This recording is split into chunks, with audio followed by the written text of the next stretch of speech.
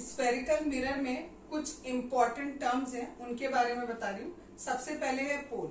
जो भी हमारा रिफ्लेक्टिंग सरफेस होता है, चाहे हमारा कॉन्वेक्स हो और चाहे हमारा कॉनकेव हो, ठीक है, तो जो बिल्कुल बीच वाला पॉइंट होगा, जितना भी हमारा रिफ्लेक्टिंग सरफेस है उनके बिल्कुल बीच का जो पॉइंट होगा, that one, this is known as pole, उसको हम पोल कहते हैं। दूसरा है सेंटर ऑफ कर्वेचर। ये जो हमने मिरर काटा है, ये किसी ना किसी स्फीयर से कटा हुआ है, ठीक है, तो इस स्फीयर का जो सेंटर होगा उसको हम कहते हैं सेंटर ऑफ कर्वेचर, ठीक है। नेक्स्ट है हमारा रेडियस ऑफ कर्वेचर। ये जो हमारा पोल होता है और ये जो सेंटर ऑफ कर्वेचर है, इन दोनों के बीच का जितना भी डिस्टेंस होता है, इसको रेडियस ऑफ कर्वेचर कहते हैं। रेडियस ऑफ कर्वेचर को हम कैपिटल आर से डिनोट करते हैं, ठीक। नेक्स्ट है हमारा प्रिंसिपल एक्सिस। ये जो पोल है और ये जो सेंटर ऑफ कर्वेचर है, अगर इससे हम एक पूरी लाइन आगे तक ड्रॉ करते हैं तो इस पूरी लाइन को हम प्रिंसिपल एक्सिस कहते हैं। याद रखना है हमें नोट, ये हमारा एमसीक्यू में पूछ सकते हैं। लास्ट वाला पॉइंट जो मैंने नोट में लिखा है, principal axis is normal to the mirror at a pole, यानी यहाँ पर ये जो प्रिंसिपल एक्सिस है और ये जो पोल है, यहाँ पर ये जो एंगल बनेगा ये 90 डिग्री का एंगल होता है, ये हमें याद रखना है। ये भी बताया था, जो इस पूरे रिफ्लेक्टिंग सरफेस का जो मिड पॉइंट है दैट इज पोल। ये जिस स्फीयर से हमारा सर्किल कटा है ये उसका सेंटर है, तो ये सेंटर ऑफ कर्वेचर, आर नहीं, दिस इज सी।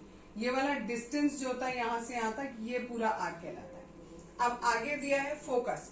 अगर हमारी कोई भी रे प्रिंसिपल एक्सिस के पैरेलल आती है तो ये रिफ्लेक्ट होकर जिस पॉइंट से जाएगी उस पॉइंट को हम फोकस कहते हैं। और ये जो फोकस होता है ये हमेशा P और C के बिल्कुल बीच में होता है। मेरा थोड़ा सा नहीं बना है, आपको बिल्कुल बीच में बनाना है, ठीक है, इन दोनों के बिल्कुल बीच में बनेगा। यहाँ पर ये लाइन आई पैरेलल और ये रिफ्लेक्ट होकर कहां से जाएगी, फोकस से जाएगी। This one is focus. अगला है अपर्चर।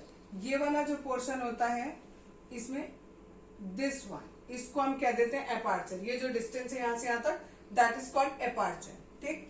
नेक्स्ट दिया है फोकल लेंथ। ये पोल और फोकस, इन दोनों के बीच का जो डिस्टेंस है इसे हम फोकल लेंथ कहते हैं। फिर से देखो, यहाँ पर ये पोल था, ये सेंटर ऑफ कर्वेचर है, इन दोनों के बीच के डिस्टेंस को capital R, that means radius of curvature कहते हैं। बिल्कुल बीच में फोकस होता है, इसे हम फोकल लेंथ कहते हैं। ये एफ और ये पूरा आर। अब देखो ये एफ है तो ये वाला पोर्शन भी किसके बराबर होगा, एफ के बराबर होगा। क्यों? क्योंकि अभी मैंने बोला ये जो एफ होता है ये बिल्कुल इन दोनों के बीच में होता है, तो दैट मीन्स अगर ये एफ है तो ये भी एफ है। इससे हमें एक चीज और मिल रही है कि अगर हम इन दोनों एफ को जोड़ दे तो हमें पूरा आर मिलेगा। तो 2f बराबर किसके, आर के, यानी focal length is r/2। Radius of curvature की क्या होती है, हाफ होती है। यही चीज मैंने यहाँ पर लिखी हुई।